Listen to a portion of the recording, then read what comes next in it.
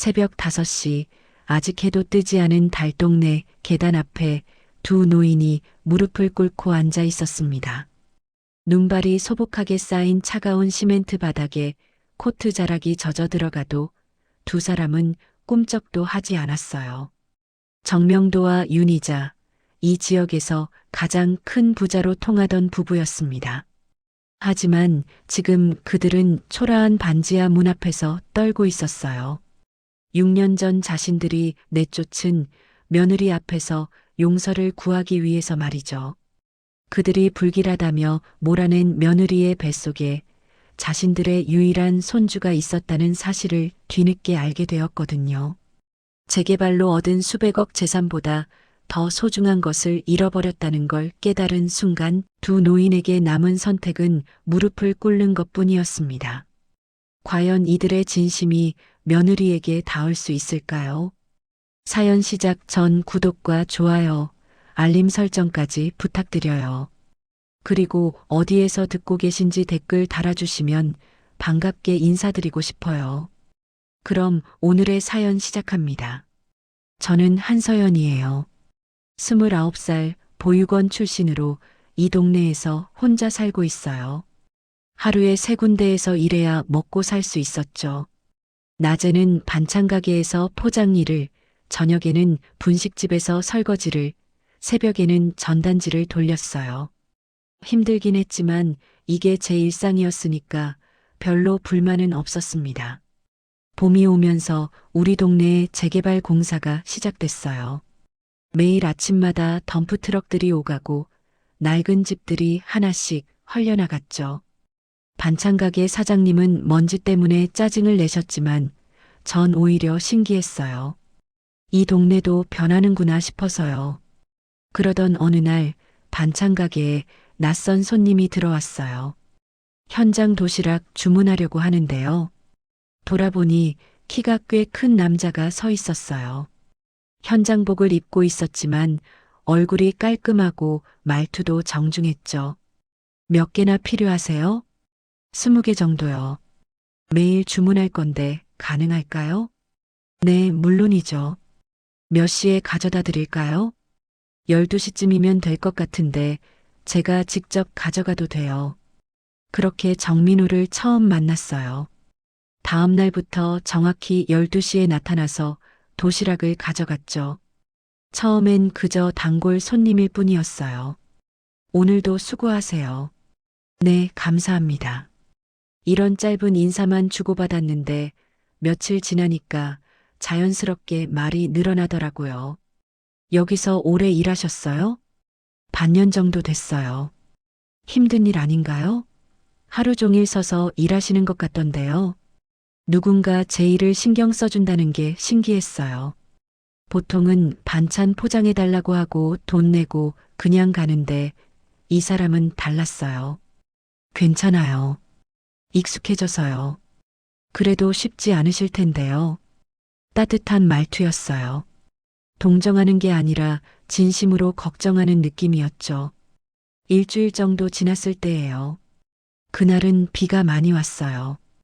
평소보다 늦게 가게 문을 닫고 나오는데 현장 쪽에서 누군가 우산도 없이 뛰어오고 있었어요.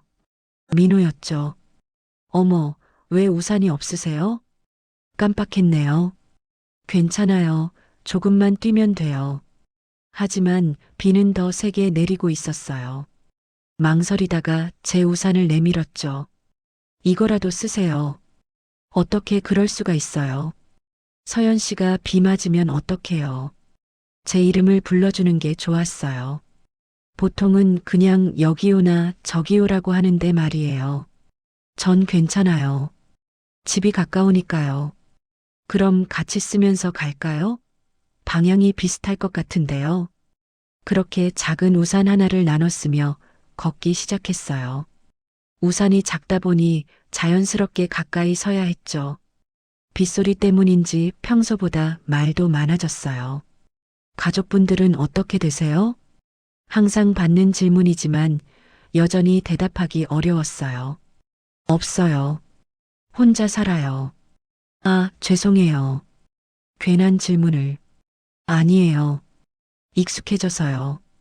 혼자 살기 쉽지 않으셨을 텐데요. 어려서부터 그랬으니까 괜찮아요.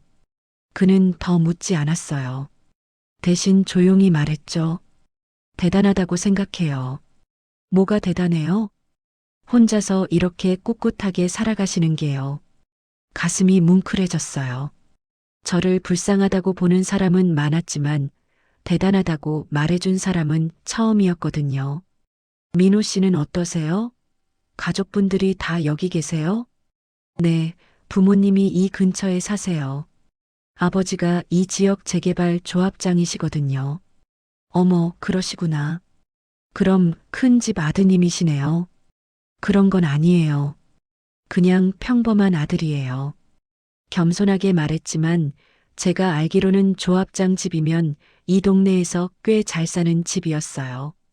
갑자기 우리 사이의 거리가 멀게 느껴졌죠. 여기서 갈라져야겠네요. 우산 가져가세요. 괜찮아요. 여기서부터는 뛰어가면 돼요. 그럼 내일 가져다 드릴게요. 그렇게 헤어졌어요. 집에 돌아와서도 계속 그 시간이 떠올랐어요. 우산을 나눴으며 걸었던 짧은 순간이 왜 그렇게 오래 기억에 남는지 모르겠더라고요. 다음 날부터 민호와의 대화는 더 길어졌어요. 도시락을 가져가면서 몇 분씩 앉아서 이야기를 나누기 시작했죠. 일을 많이 하시는 것 같던데 몸은 괜찮으세요? 분식집에서도 일하시죠? 언제 쉬세요? 새벽에 전단지도 돌리신다고 들었는데 너무 무리하시는 거 아니에요? 제 일상을 이렇게 자세히 알고 있다는 게 신기했어요. 누군가 제 하루하루를 관심 있게 지켜본다는 느낌이었거든요. 생활비 벌려면 어쩔 수 없어요. 그래도 일이 있다는 게 감사하죠. 힘들면 언제든 말하세요. 왜요? 그냥요. 혼자 견디지 말고요. 그런 말을 들으니까 울컥했어요. 지금까지 모든 걸 혼자 해결해야 한다고 생각했는데 누군가 함께하겠다고 말해주니까 마음이 따뜻해졌죠. 어느새 일주일이 더 지났어요. 민호는 매일 정확한 시간에 와서 도시락을 가져갔고 우리의 대화는 점점 자연스러워졌어요. 오늘은 표정이 안 좋으시네요. 무슨 일 있었어요? 현장에서 좀 복잡한 일이 있어서요. 말하고 싶지 않으시면 괜찮아요. 아니에요. 서연 씨한테는 말할 수 있을 것 같아요. 저한테는 말할 수 있다고요? 가슴이 두근거렸어요. 안전 점검에서 문제가 좀 나왔어요. 원래 기준대로 하면 되는 건데 위에서는 빨리 진행하라고 하고요. 그럼 어떻게 하실 거예요? 당연히 안전 기준 맞춰서 해야죠. 사람 목숨이 걸린 일인데요. 진지하게 말하는 모습이 멋있어 보였어요. 돈보다 사람을 먼저 생각하는 사람이구나 싶었죠. 그날 저녁 분식집에서 설거지를 하는데 민호가 들어왔어요. 놀란 표정으로 저를 보더라고요. 여기서도 일하시는 거였구나. 네, 저녁에만 잠깐이에요. 언제까지 하세요? 보통 10시 넘어서 끝나요. 그럼 집에는 언제 가세요? 11시쯤이요. 그는 잠시 생각하더니 말했어요. 제가 기다렸다가 같이 가면 안 될까요? 이 시간에 혼자 다니시기엔 위험할 것 같아서요. 괜찮아요. 매일 다니던 길인걸요. 그래도 마음이 안 놓여요. 결국 그날부터 민호는 분식집 앞에서 제가 일 끝나기를 기다려줬어요. 처음엔 미안했는데 함께 걸어가는 시간이 하루 중 가장 좋은 시간이 됐죠. 오늘 하루는 어땠어요? 그냥 평범했어요. 민호 씨는요? 서연 씨 보러 오는 시간만 기다렸어요. 그런 말을 태연하게 하는 민호를 보니 얼굴이 빨개졌어요. 저도 민호를 보는 시간이 가장 기대됐거든요. 저도 마찬가지예요. 정말이요? 네, 정말이에요. 그렇게 솔직하게 마음을 표현하기 시작했어요. 서로를 좋아한다는 걸 확인하게 됐죠. 29년을 살면서 처음 느끼는 감정이었어요. 누군가를 이렇게 기다리고 보고 싶어 하고 함께 있으면 행복해지는 게 이런 거구나 싶었어요. 서연 씨, 네. 저와 사귀어 주실 수 있을까요? 어느 날 밤 집 앞에 도착했을 때 민호가 조심스럽게 물어봤어요. 저 같은 사람가요? 저 같은 사람이요. 서연 씨처럼 훌륭한 분과 사귈 수 있다면 정말 행복할 것 같아요. 훌륭하다고요? 저를 그렇게 봐주는 사람이 있다는 게 믿기지 않았어요. 네, 좋아요. 그렇게 우리는 연인이 됐어요. 하루하루가 꿈 같았죠.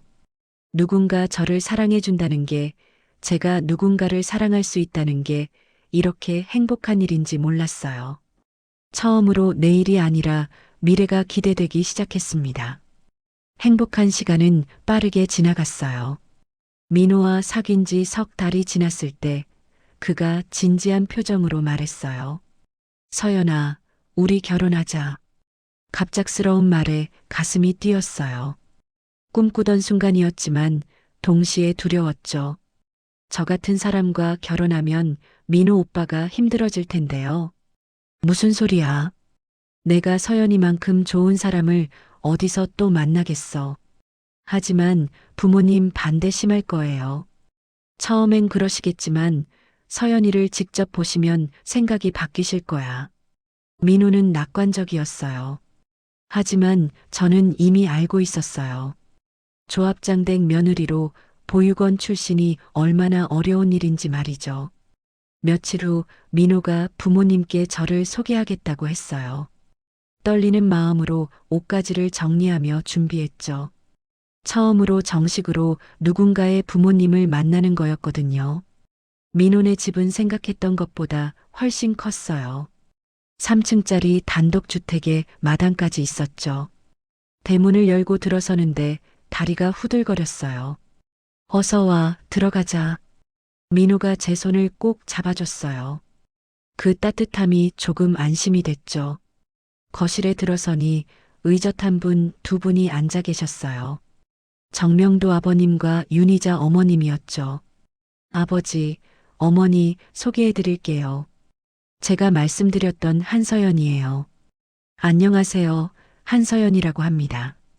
정중히 인사를 드렸지만 두 분의 표정은 차갑기만 했어요. 앉아보세요. 어머님이 간단히 말씀하시더니 저를 위아래로 훑어보셨어요. 시선이 따가웠어요. 부모님은 뭘 하시나요? 부모님은 안 계세요. 아, 그럼 형제는요? 저 혼자예요. 어디서 자랐어요? 보육원에서 자랐습니다. 그 순간 공기가 얼어붙었어요. 어머님의 얼굴이 확연히 굳어졌거든요. 학교는 어디까지 나왔어요? 고등학교 졸업했습니다. 지금 뭘 하고 있나요? 반찬 가게에서 일하고 있어요. 질문이 끝나자 어머님이 민호를 보며 말씀하셨어요. 민호야, 잠깐 나와서 이야기 좀 하자. 민호는 저를 걱정스럽게 보더니 따라 나갔어요. 거실에 혼자 남겨진 채로 아버님과 마주 앉아 있으니 숨이 막힐 것 같았죠. 우리 집안이 어떤 집안인지 알고 있나요? 아버님이 조용히 물어보셨어요. 네, 대략은 알고 있습니다. 조합장이라는 게 단순한 일이 아니에요. 이 지역 사람들이 모두 지켜보고 있고 우리 집 며느리가 어떤 사람인지도 관심이 많죠. 말씀을 들으니 제가 얼마나 어울리지 않는 자리에 있는지 실감이 났어요. 밖에서 들려오는 목소리가 점점 커졌어요. 어머니, 서연이가 어떤 사람인지 직접 보셨잖아요. 착하고 예의 바르고. 그게 문제가 아니야. 출신이 어떻고 배경이 어떤데 우리 집 며느리로 데려온다고 하니. 출신이 뭐가 중요해요? 사람이 중요하지. 내가 뭘 알아? 사회가 어떻게 돌아가는지도 모르면서 전 서연이와 결혼할 거예요. 안 돼. 절대 안 된다고. 어머님의 목소리가 날카로웠어요. 가슴이 아팠지만 예상했던 일이었죠. 한참 후에 민호가 들어왔어요. 얼굴이 상기되어 있었어요. 서연아, 우리 가자. 민호야, 어디 가려고 하니? 부모님이 서연이를 인정하지 않으시면 전 집을 나갈 거예요. 뭐라고? 내가 지금 뭔 소리를 하는 거야? 아버님이 벌떡 일어서셨어요. 서연이 없으면 전 살 수 없어요. 부모님이 반대하시면 저희끼리라도 결혼할 거예요. 민호 오빠 그러지 마세요. 제가 말렸지만 민호는 이미 결심을 굳힌 것 같았어요. 내 인생 망치려고 하니? 그 여자 때문에 모든 걸 포기할 거야?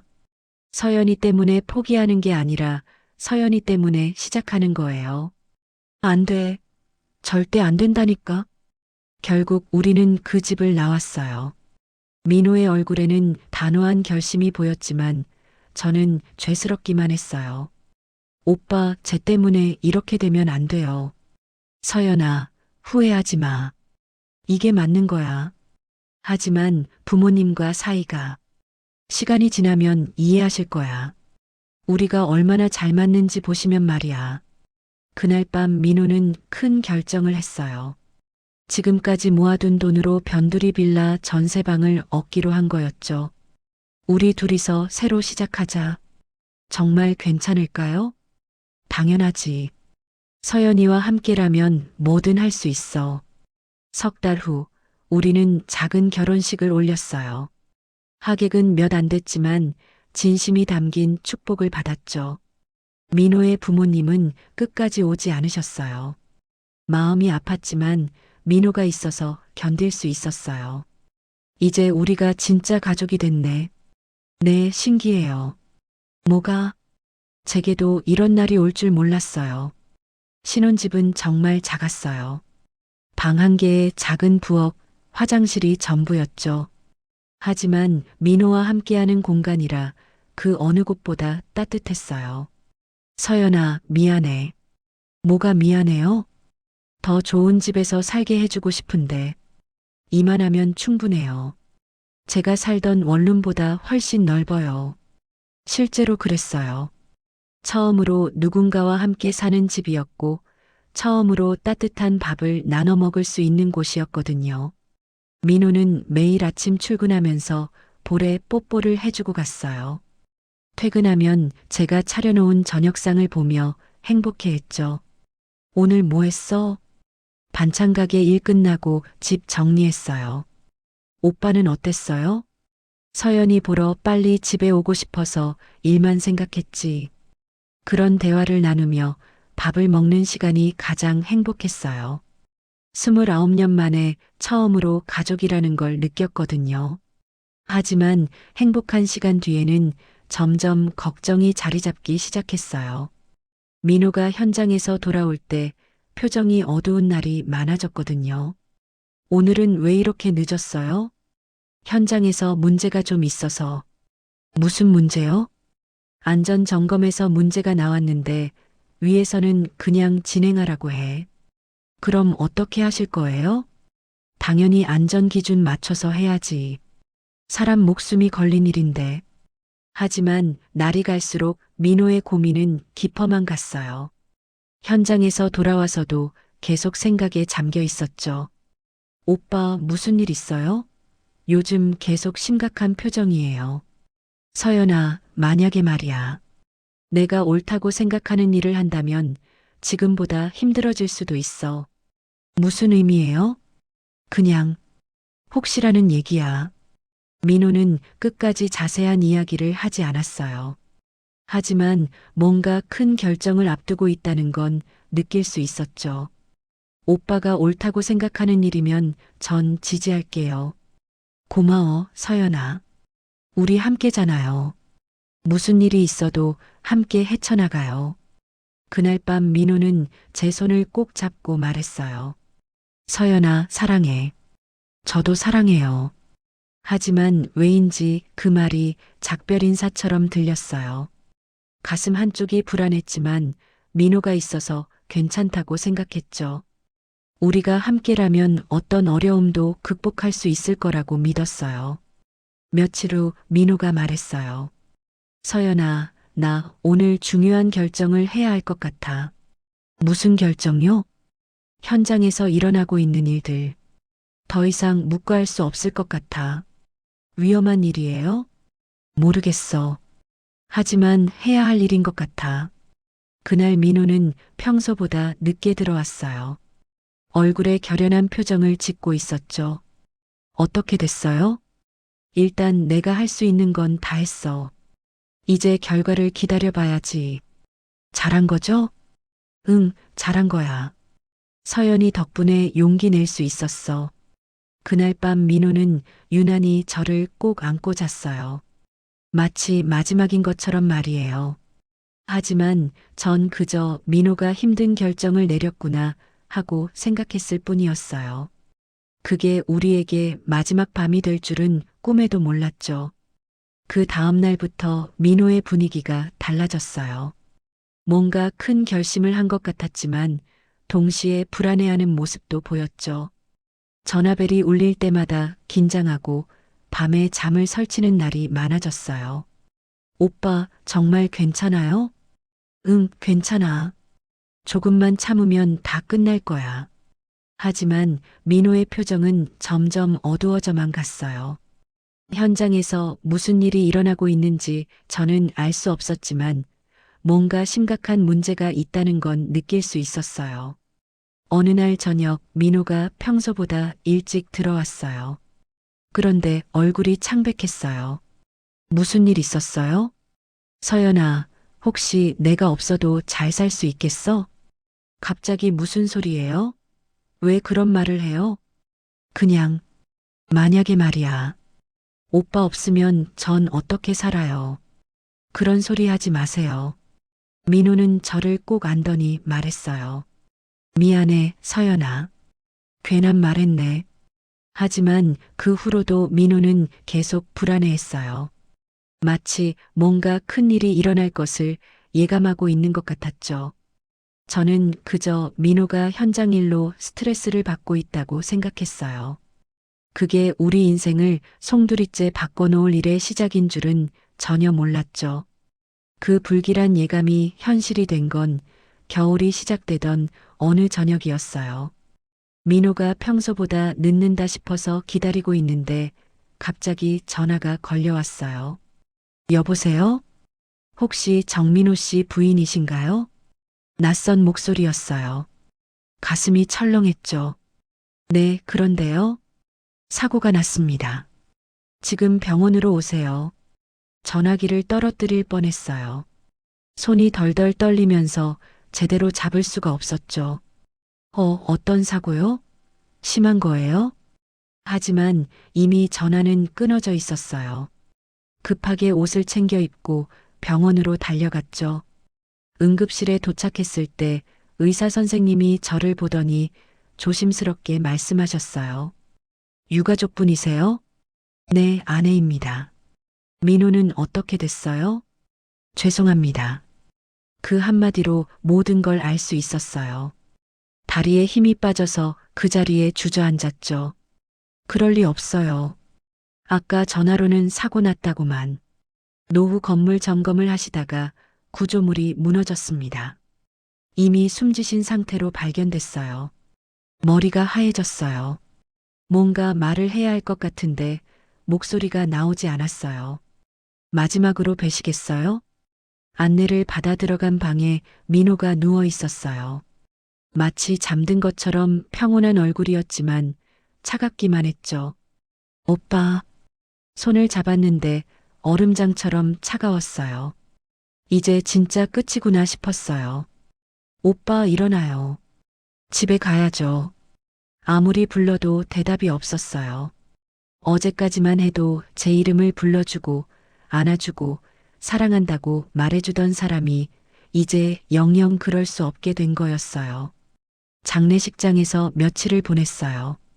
빈소에 혼자 앉아서 조문객들을 맞았죠. 민호의 회사 사람들이 와서 위로해주고 동네 분들도 몇 분 오셨어요. 하지만 가장 중요한 사람들은 오지 않았어요. 사흘째 되던 날 정명도 아버님과 윤희자 어머님이 나타났어요. 검은 옷을 입고 무거운 표정으로 들어오시더니 민호의 영정 앞에 무릎을 꿇으셨어요. 우리 아들, 어머님이 오열하셨어요. 그 모습을 보니 제 마음도 무너졌죠. 아무리 반대하셨어도 민호는 두 분의 소중한 아들이었으니까요. 어머님, 아버님, 너 때문이다. 갑자기 어머님이 저를 보며 차갑게 말씀하셨어요. 내가 없었으면 우리 민호가 이런 일 당하지 않았을 거야. 어머님, 집안의 격에 맞지 않는 며느리를 데려오더니 결국 이렇게 됐어. 가슴이 찢어지는 것 같았어요. 민호가 죽어서 슬픈데 그 슬픔마저 제 탓이라고 하시니까 견딜 수가 없었죠. 불길한 여자가 들어오더니 우리 집안이 이렇게 됐다. 아버님도 차갑게 말씀하셨어요. 아버님, 저도 민호 오빠를 사랑했어요. 제가 원해서 이런 일이 생긴 게 아니에요. 사랑? 내가 뭘 안다고 사랑이야? 어머님의 목소리가 날카로웠어요. 민호가 너 때문에 집을 나가지 않았으면 그런 위험한 현장에서 일할 필요도 없었어. 어머님, 그건 조용히 해. 내가 뭔데 우리 앞에서 말대꾸야. 그때 아버님이 서류 뭉치를 제 앞에 던지셨어요. 민호 명의로 된 것들 다 정리해. 뭘 정리하라는 거예요? 보험금, 퇴직금, 전세보증금. 이건 다 우리 돈이야. 그건 민호 오빠 명의로. 민호가 우리 아들 아니야? 당연히 우리가 받아야 할 돈이지. 어머님이 서류에 손가락을 찍으며 말씀하셨어요. 여기 도장 찍어. 잠깐 저도 생각할 시간을. 뭘 생각해? 어차피 내가 가져봤자 써먹을 줄도 모르면서. 아버님이 펜을 제 손에 쥐어주셨어요. 우리 집안 체면 생각해서라도 조용히 해줘. 저는 그 순간 깨달았어요. 이 사람들에게 저는 그저 불행을 가져다 준 존재일 뿐이라는 걸 말이에요. 민호의 아내라는 것도 며느리라는 것도 인정받지 못하는 거였어요. 사실 그때 제가 해야 할 말이 있었어요. 뱃속에 민호의 아이가 있다는 것을 말이에요. 몇 주 전부터 몸이 이상했고 병원에서 확인까지 받았거든요. 민호에게도 아직 말하지 못했던 기쁜 소식이었어요. 하지만 그 순간 입이 떨어지지 않았어요. 이런 사람들에게 제 아이를 맡길 수는 없다는 생각이 들었거든요. 빨리 도장 찍어. 어머님이 재촉하셨어요. 손이 떨렸지만 결국 서류에 사인을 했어요. 보험금, 퇴직금, 전세보증금까지 모든 걸 포기한 거였어요. 이제 우리 집안과는 아무 상관없는 사람이야. 앞으로 연락하지도 말고 민호 얘기도 꺼내지 마. 아버님이 차갑게 말씀하셨어요. 그리고 장례식 끝나면 바로 집에서 나가. 집에서요? 당연하지. 그게 우리 돈으로 얻은 전세집인데 내가 왜 살아? 그제야 깨달았어요. 정말로 아무것도 남지 않는다는 걸 말이에요. 남편도 돈도 집도 모든 걸 잃는 거였어요. 장례식이 끝나고 집에 돌아와서 짐을 쌌어요. 가져갈 게 별로 없었어요. 옷가지 몇 벌과 민호가 선물해준 반지 하나가 전부였죠. 마지막으로 민호와 함께 찍은 사진을 챙겼어요. 신혼여행 때 찍은 거였어요. 둘 다 너무 행복해 보였죠. 그때는 이런 일이 일어날 줄 꿈에도 몰랐는데 말이에요. 오빠 미안해요. 사진 속 민호에게 말했어요. 제가 더 강했다면 부모님께 인정받을 수 있었다면 이런 일은 없었을 텐데요. 배에 손을 얹었어요. 아직 티도 안 나는 작은 생명이 제 안에 있었어요. 오빠, 우리 아기가 있어요. 제가 잘 키울게요. 걱정하지 마세요. 그렇게 작은 가방 하나 들고 집을 나왔어요. 갈 곳도 없었지만 어떻게든 살아야 했어요. 뱃속 아이를 위해서라도 말이에요. 그날 밤은 찜질방에서 보냈어요. 사우나 의자에 앉아서 밤새 울었죠. 민호에 대한 그리움, 앞으로에 대한 두려움, 모든 게 한꺼번에 몰려왔어요. 이제 정말 혼자구나. 하지만 완전히 혼자는 아니었어요. 뱃속에 민호의 분신이 있었거든요. 그 아이만큼은 어떻게든 지켜내야 했어요. 그게 민호에게 할 수 있는 마지막 약속이었으니까요. 다음 날부터 집을 구하러 다녔어요. 가진 돈이 얼마 없어서 겨우 달동네 반지하방 하나를 얻을 수 있었어요. 곰팡이가 피고 습기가 차는 곳이었지만 저와 아이가 머물 수 있는 유일한 공간이었죠. 여기서 새로 시작하자. 배에 대고 말했어요. 엄마가 열심히 살게. 아빠한테 부끄럽지 않게 말이야. 그렇게 저의 진짜 시련이 시작됐어요. 남편도 잃고 집도 잃고 돈도 모두 잃은 채로 홀로 아이를 키워야 하는 긴 여정이 시작된 거였어요.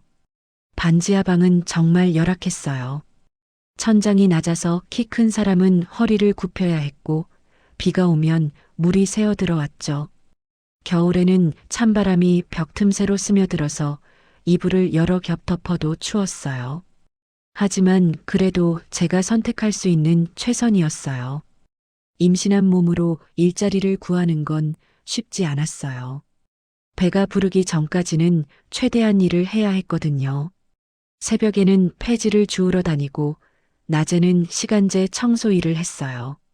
저녁에는 전단지 접는 재택 알바를 했죠. 아가야, 엄마가 힘들게 하네.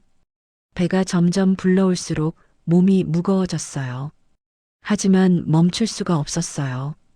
출산 비용도 준비해야 하고 아기 용품도 사야 했거든요. 임신 7개월 무렵 병원에서 깜짝 놀랄 소식을 들었어요. 쌍둥이에요. 네, 쌍둥이라고요? 네, 2명이 있어요. 모두 건강해 보이고요. 기쁘면서도 걱정이 됐어요. 아이 하나 키우기도 벅찬데 둘이라니요. 하지만 곧 마음을 다잡았어요.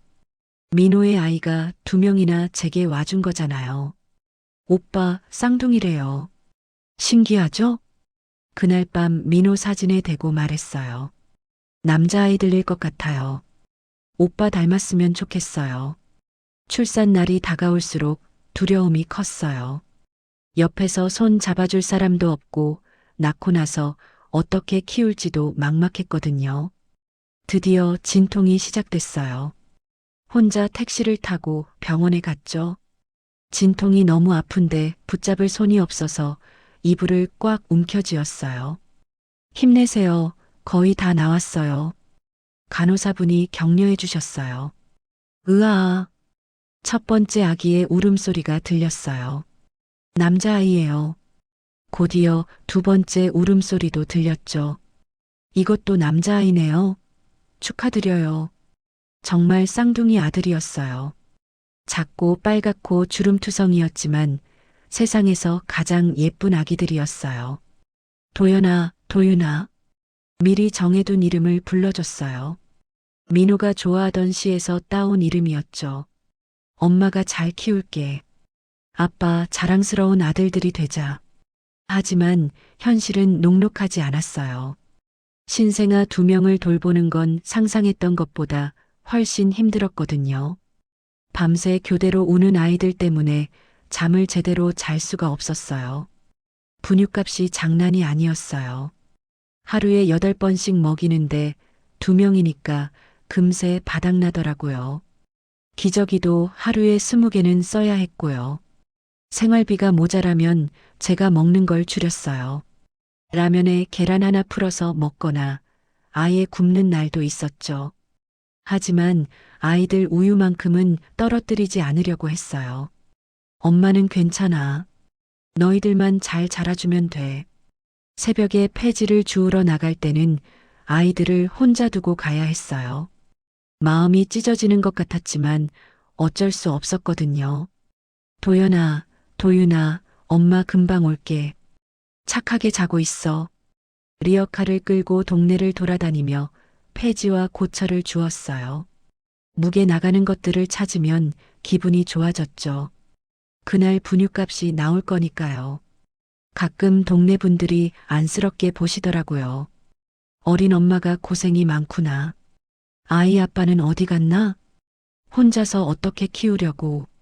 그런 말들을 들을 때면 괜히 위축됐어요. 하지만 포기할 순 없었어요. 제가 포기하면 도연이와 도윤이는 어떻게 되겠어요? 아이들이 돌이 지나면서 조금씩 상황이 나아졌어요. 어린이집에 보낼 수 있게 됐거든요. 그러면서 낮에 일할 시간이 생겼죠. 도연아, 도윤아, 어린이집 재밌게 다녀와. 엄마도 일 다녀와. 아이들이 손을 흔들어 주면 가슴이 뭉클했어요. 이 아이들을 위해서라면 뭐든 할 수 있을 것 같았거든요. 청소일, 설거지, 포장 알바까지 닥치는 대로 했어요. 몸은 힘들었지만 아이들 웃는 모습을 보면 힘이 났어요. 엄마, 오늘 뭐 했어? 엄마 일하고 왔지. 도연이, 도윤이는 뭐 했어? 놀이터에서 놀았어. 그래, 재밌었어? 응, 근데 다른 애들은 아빠도 왔더라. 그런 말을 들으면 가슴이 아팠어요. 아이들에게 아빠가 없다는 걸 어떻게 설명해야 할지 몰랐거든요. 우리 도연이 도윤이한테는 하늘에 계신 아빠가 있어. 하늘에? 응, 거기서 우리 지켜보고 계셔. 언제 만날 수 있어? 나중에, 나중에 만날 수 있을 거야. 아이들이 3살, 4살이 되면서 더 많은 걸 물어보기 시작했어요. 엄마, 왜 우리 집은 이렇게 작아? 왜 다른 애들은 큰 집에 살아? 엄마, 우리도 아이스크림 사 먹을 수 있어? 그런 질문들이 가장 힘들었어요. 아이들한테 우리가 가난하다고 말할 수는 없잖아요. 우리 집은 작지만 따뜻하잖아. 아이스크림은 특별한 날에만 먹는 거야. 엄마가 도연이 도윤이를 위해 열심히 일하고 있으니까 조금만 기다려줘. 아이들은 착했어요. 더 달라고 떼쓰지도 않았고 엄마가 힘들어하면 오히려 위로해줬죠. 엄마 괜찮아? 응, 엄마 괜찮아. 우리가 착하게 있을게. 그런 말을 들으면 눈물이 날 것 같았어요. 이렇게 어린 아이들이 엄마를 걱정해야 하다니요. 한편으로는 민호가 원망스럽기도 했어요. 왜 저를 혼자 두고 갔는지, 왜 아이들 얼굴도 못 보고 갔는지 말이에요. 오빠 너무 힘들어요. 밤에 아이들 재우고 나서 민호 사진에 대고 울었어요. 혼자서 어떻게 키워요? 아이들이 자꾸 아빠 얘기하는데 뭐라고 말해줘야 할지 모르겠어요. 하지만 울고 나면 다시 힘을 내야 했어요. 내일 또 아이들을 돌봐야 하고 일도 해야 했거든요. 아이들이 5살이 됐을 때 큰일이 생겼어요. 도윤이가 갑자기 열이 나더니 경기를 일으킨 거예요. 도윤아, 도윤아. 응급실로 달려갔는데 입원해야 한다고 하더라고요. 병원비가 얼마나 나올까요? 검사해봐야 정확히 알 수 있지만 며칠은 입원해야 할 것 같아요. 가지고 있던 돈을 다 털어도 부족했어요. 결국 적금을 깨야 했죠. 나중에 이사할 때 쓰려고 조금씩 모아둔 거였는데 말이에요. 괜찮아, 도윤아.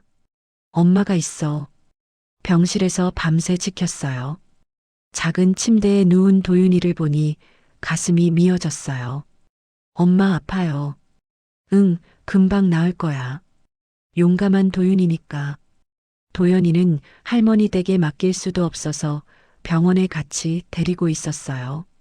병실 바닥에서 자는 날이 며칠 계속됐죠. 다행히 도윤이는 일주일 만에 퇴원할 수 있었어요. 하지만 병원비로 모아둔 돈이 다 떨어졌어요. 이제 어떡하지? 집세도 밀렸고 아이들 어린이집비도 내야 했는데 손에 돈이 한 푼도 없었어요. 결국 더 싼 곳을 찾아야 했어요. 지금보다 더 열악한 반지하였지만 어쩔 수 없었죠. 도연아, 도윤아, 우리 이사 가자. 왜 이사 가야 해? 새로운 집이 더 좋아. 거짓말이었어요. 새 집은 더 좁고 더 춥고 더 습했어요. 하지만 아이들 앞에서는 웃으려고 노력했어요. 우리 새 집에서도 재밌게 살자. 응. 아이들은 순수했어요. 엄마만 있으면 어디든 좋다고 했거든요. 그렇게 하루하루를 버텨나갔어요.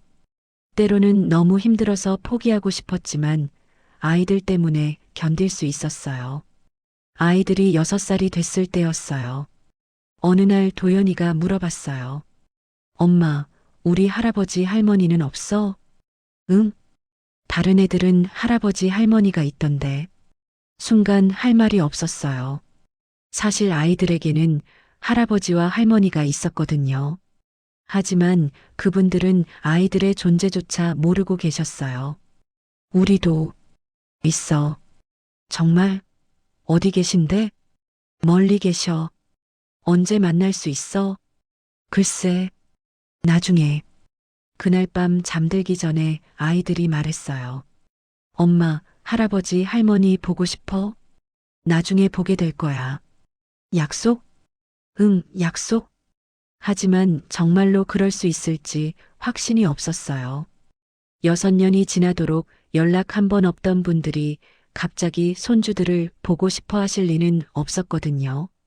그래도 아이들은 꿈을 꾸고 있었어요. 언젠가 할아버지 할머니를 만날 수 있을 거라는 희망을 말이에요. 그 꿈만큼은 지켜주고 싶었어요. 어떻게든 말이에요. 그런 생각을 하며 하루하루를 버텨나갔어요. 힘들었지만 포기할 수는 없었어요. 도연이와 도윤이가 있었으니까요. 그 아이들만이 제가 이 세상에서 살아가야 하는 이유였거든요.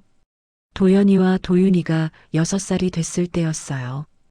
이제 제법 의젓해져서 엄마 일 도와주겠다고 따라 나서곤 했죠. 엄마, 오늘은 우리도 같이 갈래. 안 돼, 위험해. 우리 조심할게. 엄마 혼자 무거운 거 못 들잖아. 아이들이 저를 걱정해주는 모습이 기특하면서도 마음 아팠어요.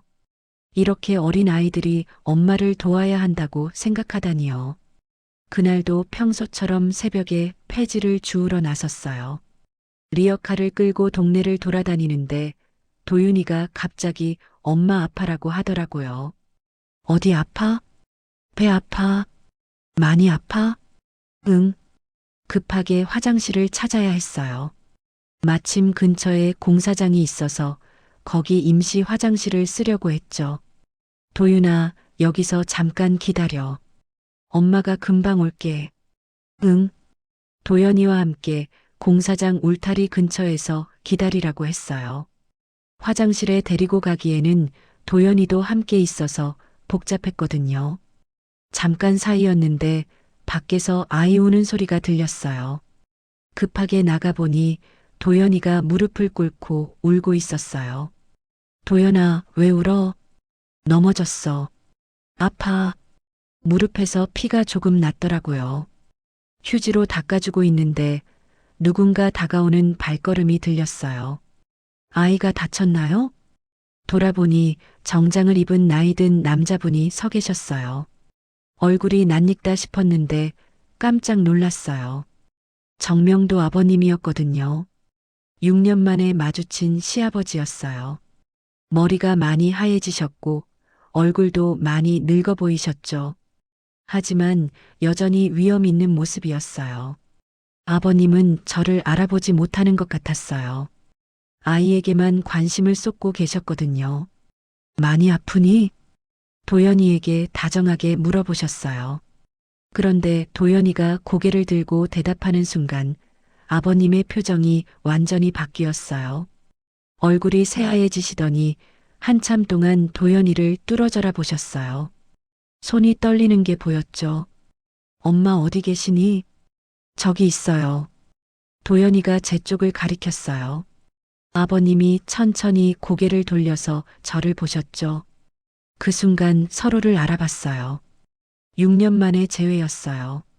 너. 안녕하세요, 아버님.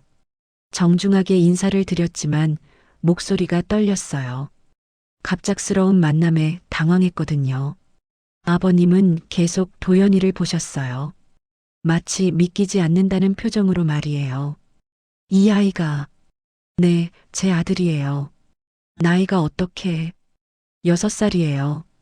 아버님의 얼굴이 더 창백해지셨어요. 계산을 해보시는 것 같았어요. 민호가 죽고 나서 태어날 수 있는 시기였거든요. 도연아, 이쪽으로 와. 제가 도연이를 불렀어요. 더 이상 이 상황을 지속하고 싶지 않았거든요. 그때 도윤이가 화장실에서 나왔어요. 엄마, 다 했어. 또 다른 아이가 나타나자 아버님은 더욱 놀라셨어요. 도연이와 똑같이 생긴 아이가 하나 더 있었으니까요. 쌍둥이구나. 작은 목소리로 중얼거리셨어요. 도윤아, 이리 와. 아이들을 제급히 제 옆으로 불렀어요. 아버님, 저희는 이만 가보겠습니다. 잠깐. 아버님이 저를 불러 세우셨어요. 아이들 아버지는 없습니다. 짧게 대답했어요. 더 이상 말하고 싶지 않았거든요. 그럼 이 아이들은 혼자 키우는 거야? 네. 아버님이 아이들을 다시 보셨어요. 특히 얼굴을 유심히 보시더라고요. 엄마, 저 할아버지 누구야? 도연이가 물어봤어요. 순간 할 말이 없었어요. 그냥 아저씨야. 할아버지 같은데? 아이들 눈에도 아버님이 할아버지로 보이나 보더라고요. 도연아, 도윤아, 가자. 아이들 손을 잡고 그 자리를 벗어나려고 했어요. 서연 씨, 아버님이 제 이름을 부르셨어요. 네. 어디서 살고 있어요? 이 근처요. 힘들겠네요. 괜찮아요. 아이들이 더 말씀하시려다가 멈추셨어요. 저희 가봐야 해요. 리어카를 끌고 아이들과 함께 그 자리를 떠났어요. 뒤돌아보니 아버님이 그 자리에 서서 저희를 바라보고 계셨어요. 집에 돌아와서도 계속 그 만남이 떠올랐어요. 아버님이 아이들을 보는 눈빛이 심상치 않았거든요. 뭔가 눈치채신 것 같았어요. 엄마, 아까 그 할아버지가 누구야? 그냥 아는 분이야. 할아버지 같았는데. 왜? 친절하셨어. 도연이 다친 거 걱정해 주시고. 아이들은 순수했어요. 그냥 친절한 할아버지로만 생각하고 있었죠. 며칠 후 또 다른 만남이 있었어요. 시장에서 장을 보고 있는데 누군가 제 이름을 부르더라고요. 서연아? 돌아보니 윤희자 어머님이 계셨어요. 역시 많이 늙어 보이셨지만 여전히 기품이 있으셨죠. 어머님, 정말 너구나. 어머님도 아이들을 보셨어요. 그리고 아버님과 똑같은 반응을 보이셨어요. 얼굴이 창백해지시더니 한참 동안 말을 못 하셨거든요. 이 아이들이, 네, 제 아이들이에요. 몇 살이야? 6살이요. 어머님이 주저앉으실 것 같았어요. 벽에 손을 짚고 겨우 서 계셨죠. 민호이. 어머님, 저희 가봐야 해요. 잠깐만. 하지만 전 더 이상 그 자리에 있고 싶지 않았어요. 아이들 손을 잡고 그 자리를 떠났죠. 그날 밤 잠들기 전에 도연이가 물어봤어요. 엄마, 오늘 할머니도 봤지? 응? 시장에서 본 할머니. 우리 보고 우시던데. 아이들은 정말 순수했어요. 그냥 울고 있는 할머니로만 기억하고 있었죠. 할머니가 왜 우셨을까? 글쎄다. 우리가 뭘 잘못했나? 아니야, 너희 잘못 아니야. 그럼 왜? 할 말이 없었어요. 어떻게 설명해야 할지 모르겠더라고요. 그 후로도 가끔씩 마주쳤어요. 아버님은 재개발 현장을 돌아다니시면서 어머님은 시장에서 장 보시면서 말이에요. 매번 아이들을 유심히 보셨어요. 특히 얼굴을 자세히 관찰하시더라고요. 뭔가 확신하려고 하시는 것 같았어요. 아이들은 그런 어른들의 시선을 모르고 있었어요. 그냥 친절한 할아버지, 할머니로 생각하고 있었죠. 엄마, 그 할아버지 할머니가 우리 할아버지 할머니였으면 좋겠어. 왜? 친절하시니까. 우리 걱정도 해주시고. 그래. 응. 다른 애들 할아버지 할머니처럼. 그런 말을 들으면 가슴이 아팠어요. 아이들은 할아버지 할머니를 그리워하고 있었는데 정작 진짜 할아버지 할머니는 아이들의 존재조차 인정하지 않으실 텐데 말이에요. 하지만 뭔가 달라지고 있다는 느낌이 들었어요. 두 분이 아이들을 보는 눈빛이 예전과 다르더라고요. 경계하거나 차가운 게 아니라 뭔가 간절한 마음이 담겨 있었어요. 어쩌면 정말로 아이들이 누구인지 눈치채신 건 아닐까 싶었어요. 그렇다면 앞으로 어떻게 될까요? 아이들에게 어떤 변화가 생길까요? 두렵기도 하고 기대되기도 했어요. 6년 동안 혼자 키워온 아이들에게 정말로 할아버지 할머니가 생길 수 있을까요? 아니면 또다시 상처만 받게 될까요? 확실한 건 이제 더 이상 숨을 수 없다는 거였어요. 아이들의 존재가 드러났고 두 분도 뭔가 눈치채고 계셨으니까요. 어떤 결과가 기다리고 있든 받아들일 준비를 해야 할 것 같았어요. 그 후로 며칠이 지났는데 이상한 일들이 계속 일어났어요. 누군가 저와 아이들을 지켜보고 있다는 느낌이 들었거든요. 엄마, 저기 할아버지가 또 계신다. 도연이가 가리킨 곳을 보니 정말로 아버님이 멀찍이 서 계셨어요. 마치 저희를 관찰하시는 것 같았죠. 할아버지가 왜 자꾸 우리 보시지? 글쎄다. 아이들은 궁금해했지만 저는 불안했어요. 뭔가 계획하고 계신 게 아닐까 싶었거든요. 며칠 후에는 어머님도 나타나셨어요. 아이들이 지역 아동센터에서 나올 때 기다리고 계시더라고요. 할머니다. 도윤이가 신나서 뛰어갔어요. 안녕하세요, 할머니. 안녕. 어머님이 어색하게 대답하셨어요. 아이들을 가까이서 보려고 하시는 것 같았어요. 할머니, 우리 이름은 도연이, 도윤이에요. 도현, 도윤. 어머님이 아이들 이름을 되뇌이셨어요. 그리고 눈물을 글썽이시더라고요. 할머니, 왜 우세요? 아니야, 안 울어. 눈물 나잖아요. 도연이가 자기 손수건을 꺼내서 어머님께 드렸어요. 할머니가 쓰세요. 그 순간 어머님이 정말로 울음을 터뜨리셨어요. 아이들 앞에서 소리내어 우시더라고요. 할머니, 아파요? 어디 아프세요? 도윤이가 걱정스럽게 물어봤어요. 아니야. 괜찮아. 할머니는 괜찮아. 하지만 계속 눈물을 흘리셨죠. 저는 그 모습을 보고 깨달았어요. 이미 다 알고 계시는 거라고 말이에요. 도연아, 도윤아, 집에 가자. 아직 할머니랑 더 놀고 싶어. 오늘은 안 돼. 할머니가 바쁘셔. 아이들을 억지로 데리고 그 자리를 떠났어요. 뒤돌아보니 어머님이 그 자리에 주저앉아 계셨어요. 그날 밤 잠들기 전에 도연이가 말했어요.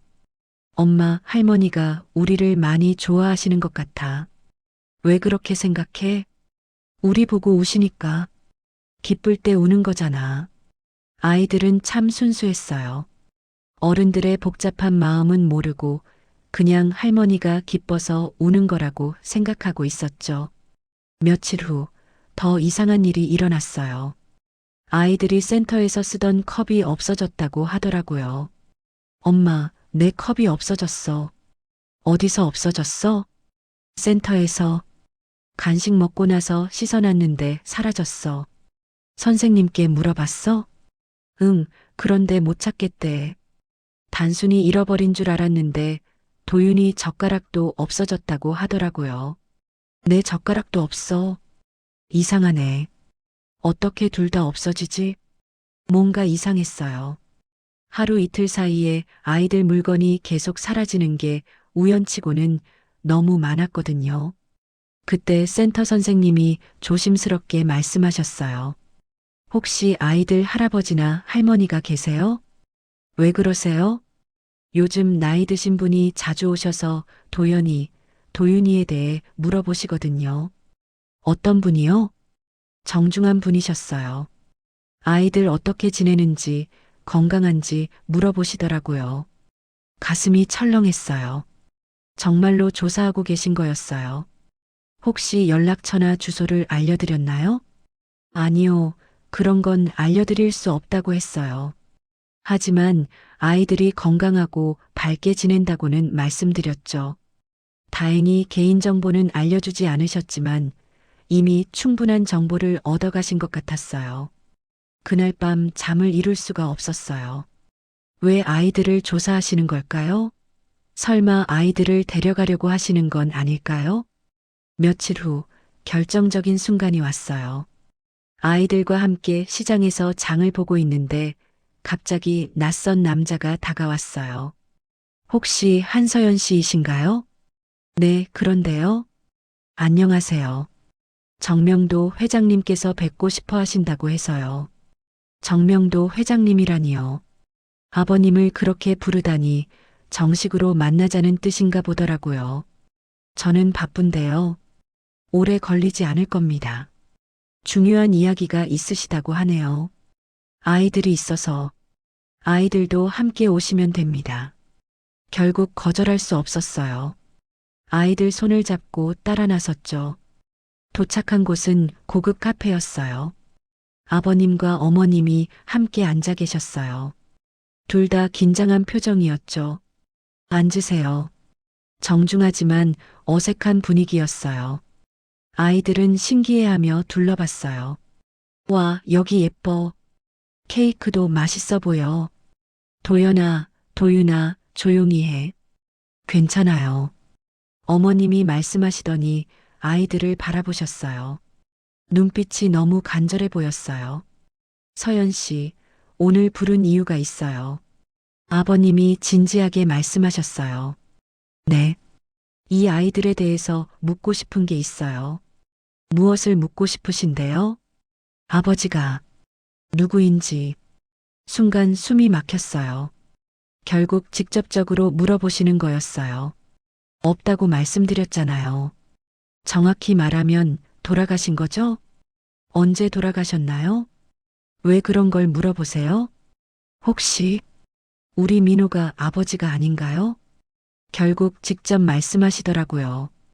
더 이상 숨길 수 없었어요. 할아버지, 할머니가 우리 할아버지, 할머니예요? 도연이가 갑자기 물어봤어요. 아이들도 대화 내용을 듣고 있었던 거였어요. 할아버지? 아버님이 되물으셨어요. 응, 우리 할아버지 맞죠?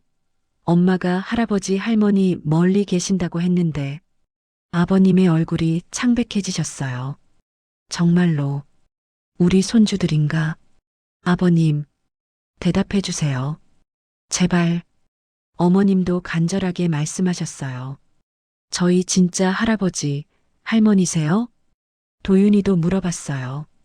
더 이상 숨길 수 없었어요. 네, 그렇습니다. 그 순간 카페 안이 조용해졌어요. 아버님과 어머님이 아이들을 바라보시며 눈물을 흘리셨어요. 우리 손주들, 정말로 우리 민호의 아이들. 야호! 우리한테도 할아버지, 할머니가 생겼어. 아이들은 순수하게 기뻐했어요. 드디어 할아버지, 할머니를 만났다고 생각한 거죠. 하지만 저는 복잡했어요. 정말로 이게 맞는 건지, 아이들한테 좋은 일인지 확신이 서지 않았거든요. 서연 씨, 왜 지금까지 말하지 않았어요? 말할 기회가 없었어요. 장례식 때 이미 임신한 걸 알았을 텐데. 그때 분위기를 기억하세요. 제가 그런 말을 할 수 있는 상황이었나요? 아버님과 어머님이 할 말이 없으셨어요. 그때 자신들이 어떻게 대했는지 기억하고 계시니까요. 미안합니다. 아버님이 고개를 숙이셨어요. 정말 미안해요. 어머님도 눈물을 흘리시며 사과하셨어요. 우리가 얼마나 큰 잘못을 했는지. 하지만 저는 쉽게 용서할 수 없었어요. 6년 동안 혼자서 얼마나 힘들었는지 아시나요? 할아버지, 할머니, 왜 우세요? 도연이가 걱정스럽게 물어봤어요. 미안해서 그래. 아버님이 아이들에게 말씀하셨어요. 우리가 너희들을 늦게 알아봐서 미안해. 괜찮아요. 이제 만났잖아요. 아이들은 정말 순수했어요. 어른들의 복잡한 사정은 모르고 그냥 할아버지 할머니를 만난 게 기뻤던 거죠. 서연 씨, 우리가 보상을 해드리고 싶어요. 아버님이 조심스럽게 말씀하셨어요. 무슨 보상이요?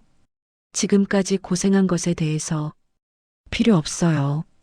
하지만 정말 필요 없어요. 아이들만 잘 대해주시면 돼요. 사실 마음으로는 원망이 많았어요. 하지만 아이들 앞에서 감정적으로 굴 수는 없었거든요. 그날 이후로 아버님과 어머님이 자주 연락하셨어요. 아이들을 만나고 싶어 하셨거든요. 할아버지, 할머니 집에 가도 돼요? 아이들이 물어봤어요. 글쎄, 가고 싶어요. 할아버지, 할머니 집 궁금해요. 결국 며칠 후에 아이들과 함께 그 집을 방문했어요. 6년 만에 다시 보는 그 집은 여전히 크고 웅장했어요. 와, 진짜 커. 우리 집보다 100배는 큰 것 같아. 아이들이 신기해했어요. 도연아, 도윤아, 이리 와. 어머님이 아이들을 부르셨어요. 그리고 준비해 두신 선물들을 주셨죠. 장난감도 있고, 옷도 있고, 신발도 있어. 정말요? 우리 거예요? 응, 너희들 거야. 아이들이 정말 기뻐했어요.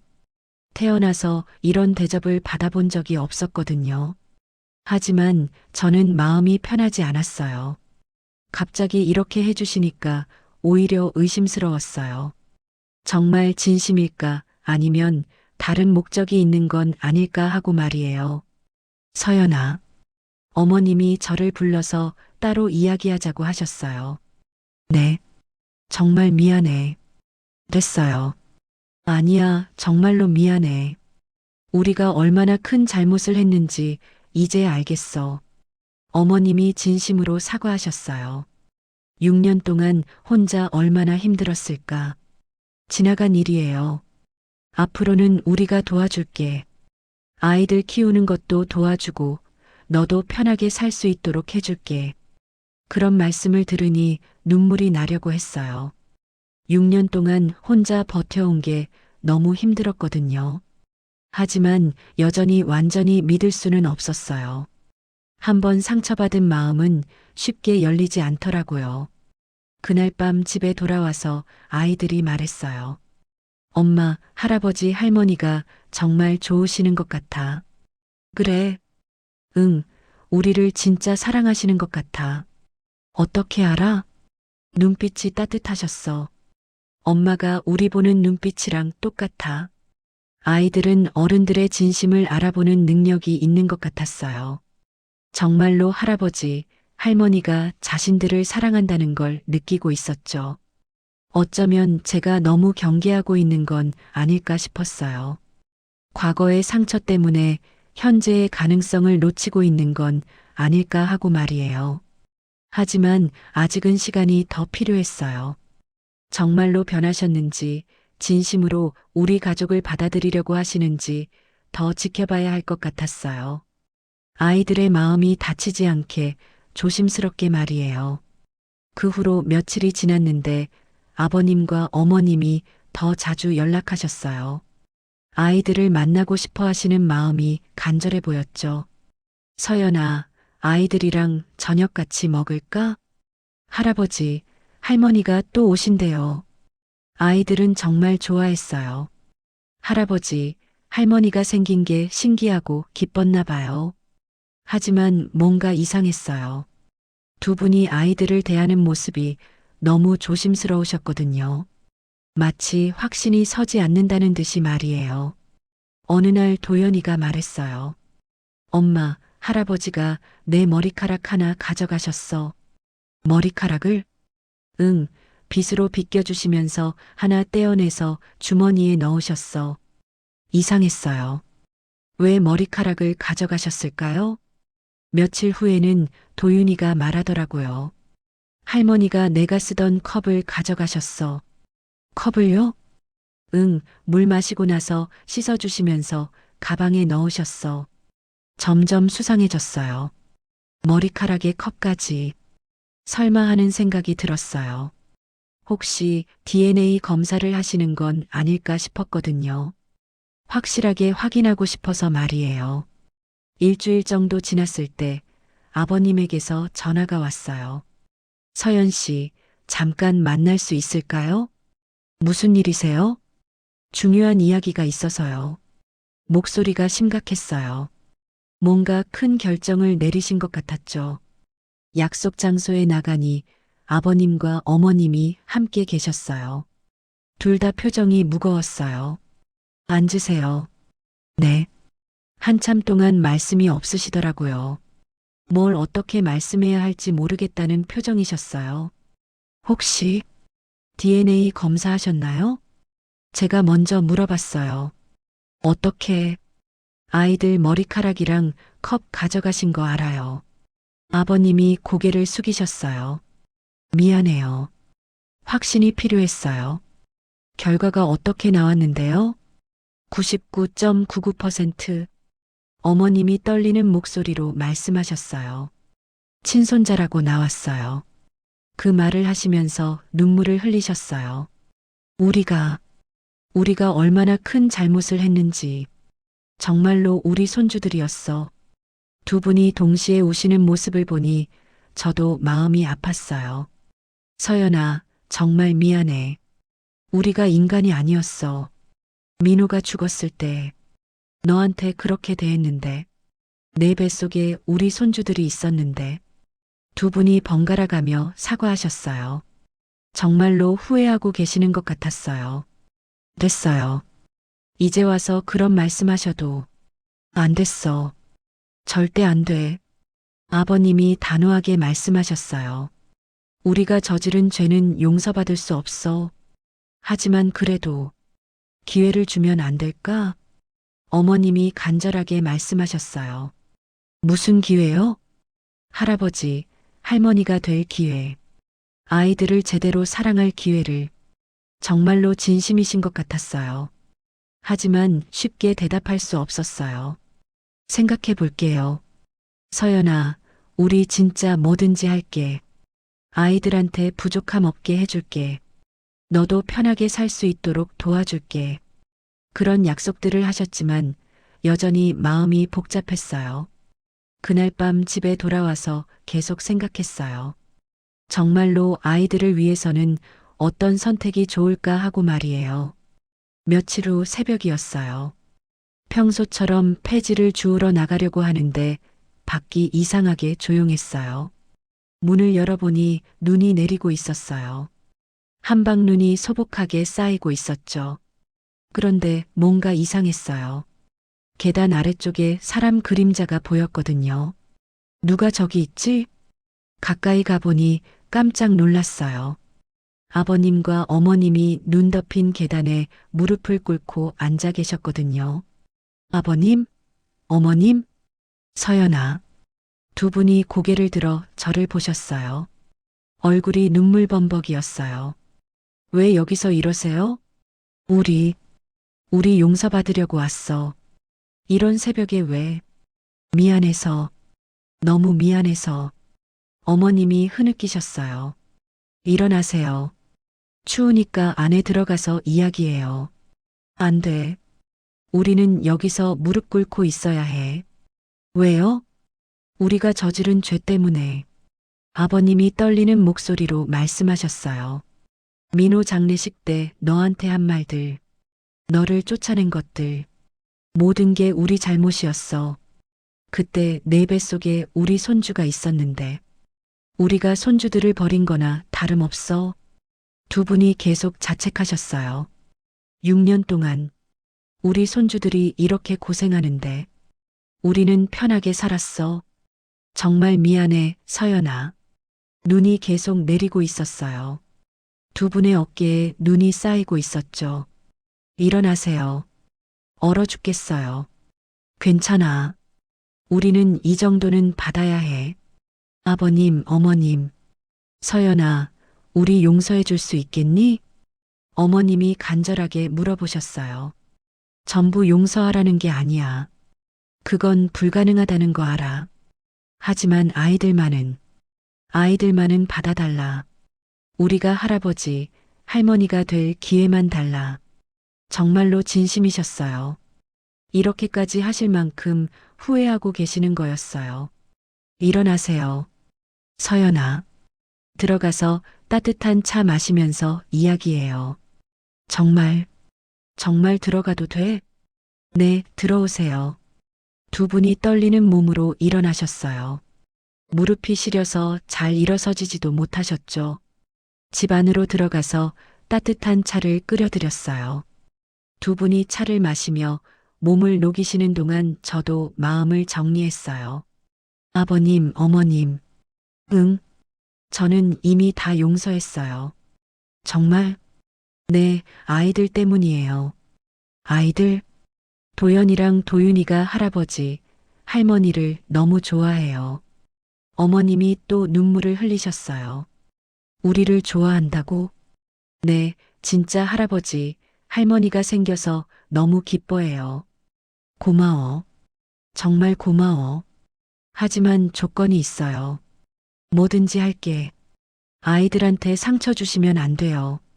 절대로요. 그런 일은 없을 거야. 그리고 저도 존중해 주셔야 해요. 저도 아이들 엄마니까요. 당연하지. 마지막으로, 민호 오빠 일로는 더 이상 저를 탓하시면 안 돼요. 그런 일은 다시 없을 거야. 아버님이 단호하게 약속하셨어요. 그때 도연이와 도윤이가 잠에서 깨어나왔어요. 엄마, 누가 왔어? 할아버지, 할머니가 오셨어. 정말? 할아버지, 할머니. 아이들이 뛰어와서 두 분을 안았어요. 우리 도연이, 도윤이. 어머님이 아이들을 꼭 껴안으시며 우셨어요. 할머니, 왜 또 우세요? 기뻐서 그래. 정말요? 응, 우리 손주들을 만나서 정말 기뻐. 아이들도 기뻐했어요. 할아버지, 할머니가 있다는 게 정말 신기하고 좋은가 봐요. 할아버지, 할머니, 우리랑 같이 살면 안 돼요? 도윤이가 물어봤어요. 그럴 수 있을까? 엄마한테 물어봐야지. 아이들이 저를 보며 기대에 찬 눈빛을 보냈어요. 글쎄, 생각해 볼게. 엄마 같이 살면 좋을 것 같아. 할아버지, 할머니랑 함께 있으면 재밌을 것 같아. 아이들의 순수한 마음을 보니 더 이상 거절하기 어려웠어요. 그럼 천천히 준비해 볼까? 정말? 두 분이 깜짝 놀라셨어요. 네, 하지만 서두르지는 말아요. 아이들이 적응할 시간도 필요하고요. 물론이지.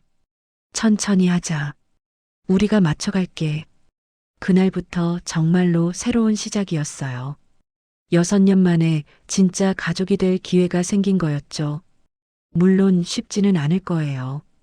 서로 상처받은 일들도 많고 시간도 많이 흘렸으니까요. 하지만 아이들 때문에라도 노력해 볼 만한 가치가 있다고 생각했어요.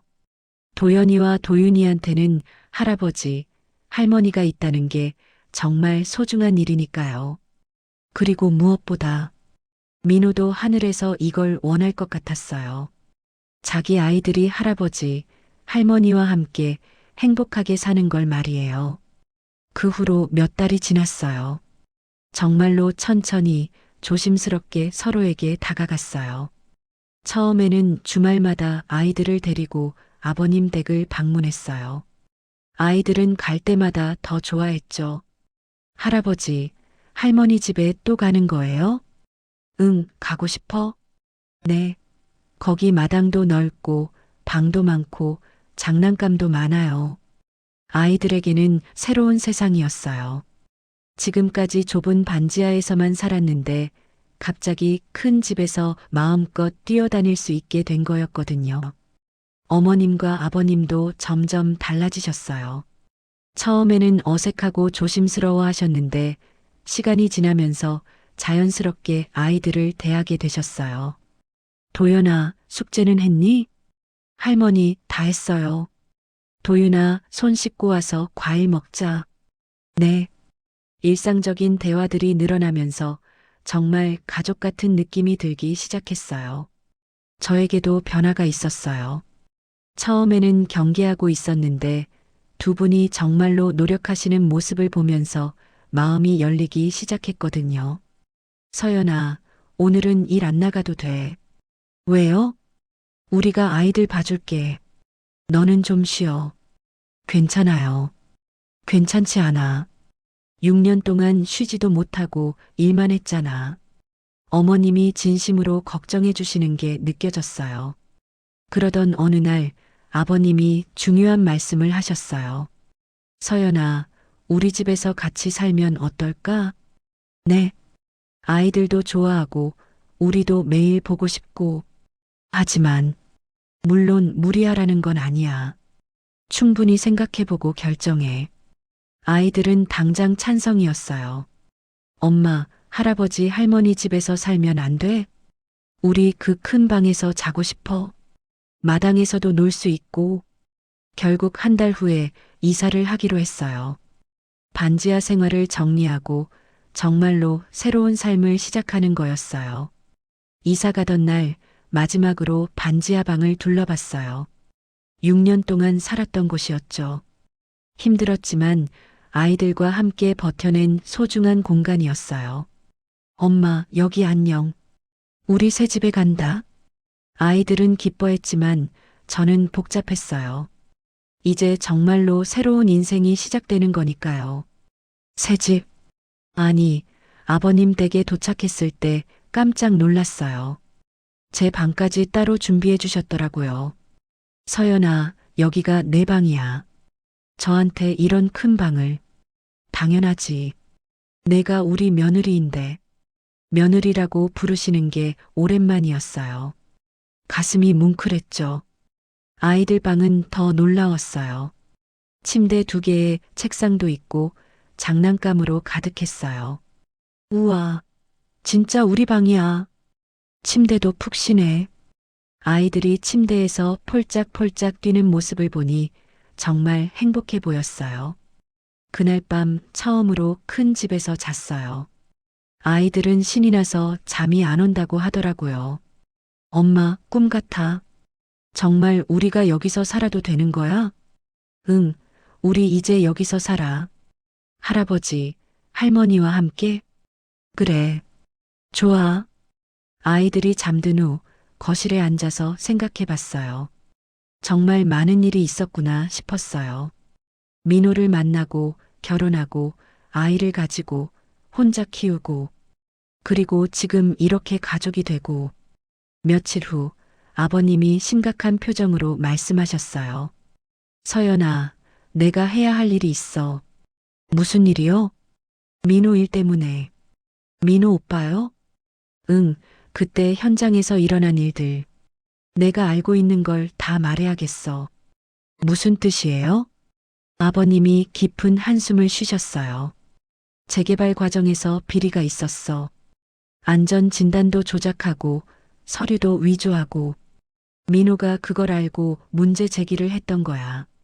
그래서 사고가 난 거지. 입을 막으려고 했던 거야. 충격적인 이야기였어요. 민호가 정의를 위해 싸우다가 죽은 거였어요.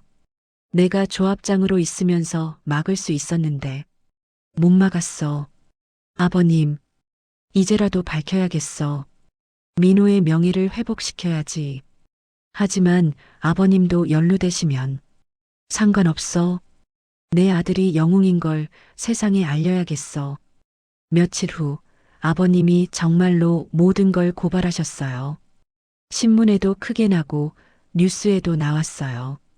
재개발 조합장, 비리 스스로 고발. 아들의 명예 회복 위해. 기사를 보니까 뭉클했어요. 민호가 정말 훌륭한 사람이었다는 걸 모든 사람이 알게 된 거였어요. 아버님은 처벌을 받으셨지만 후회하지 않으셨어요. 이제야 내 아들 얼굴을 똑바로 볼 수 있을 것 같아. 그 말씀을 들으니 민호도 하늘에서 기뻐할 것 같았어요. 시간이 흘러 아이들이 초등학교에 입학했어요. 입학식에는 할아버지, 할머니도 함께 오셨어요. 도연아, 도윤아, 할아버지가 사진 찍어줄게.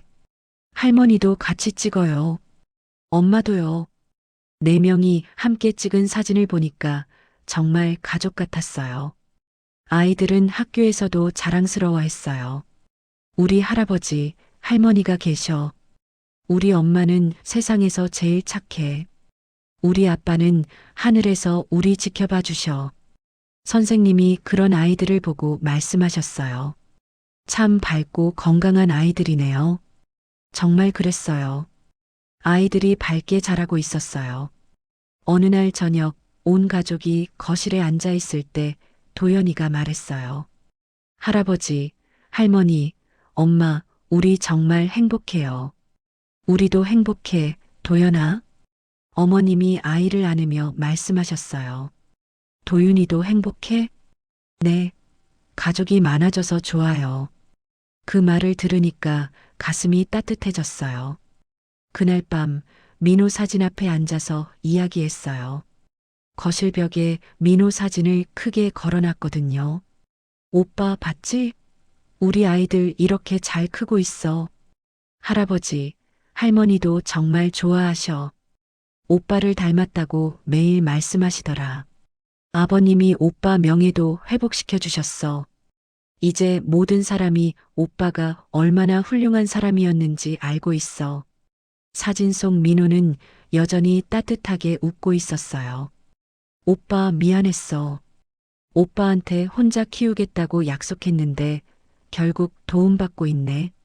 하지만 아이들이 행복해하니까 괜찮지? 오빠도 원했던 거 맞지? 바람이 살짝 불어서 커튼이 흔들렸어요. 민호가 대답하는 것 같았어요. 우리 가족 모두 오빠를 사랑해. 도연이, 도윤이도 아빠 자랑스러워해. 그러니까 거기서는 편히 쉬어. 당신이 못 지켜준 우리 가족, 이제는 우리가 서로 지키면서 살게. 고마워, 오빠. 나를 사랑해줘서, 아이들을 남겨줘서, 이렇게 행복하게 살 수 있게 해줘서. 그날 밤 정말 평온하게 잠들 수 있었어요. 더 이상 혼자가 아니었거든요. 아이들도 아버님도 어머님도 모두 함께였으니까요. 몇 년이 더 지나서 아이들이 더 커졌을 때 도연이가 물어봤어요. 엄마, 우리 정말 행복하게 산 거 맞죠? 응, 왜? 아빠가 하늘에서 보시면 기뻐하실 것 같아서요. 물론이지. 아빠가 제일 좋아하실 거야. 우리가 할아버지, 할머니랑 함께 행복하게 사는 거? 그래. 그럼 됐다. 도연이가 환하게 웃었어요. 정말 모든 게 잘 된 것 같았어요. 힘들었던 시간도 있었지만 결국 우리는 진짜 가족이 되었어요. 민호가 남겨준 소중한 아이들과 함께 진심으로 회개하신 아버님, 어머님과 함께 새로운 삶을 살아가고 있어요. 때로는 민호가 그리워지지만 아이들 웃음소리가 들리면 괜찮아져요. 민호도 우리가 행복한 걸 보고 안심할 거라고 생각해요. 이제 정말로 완전한 가족이 되었어요. 사랑으로 이어진 진짜 가족이요.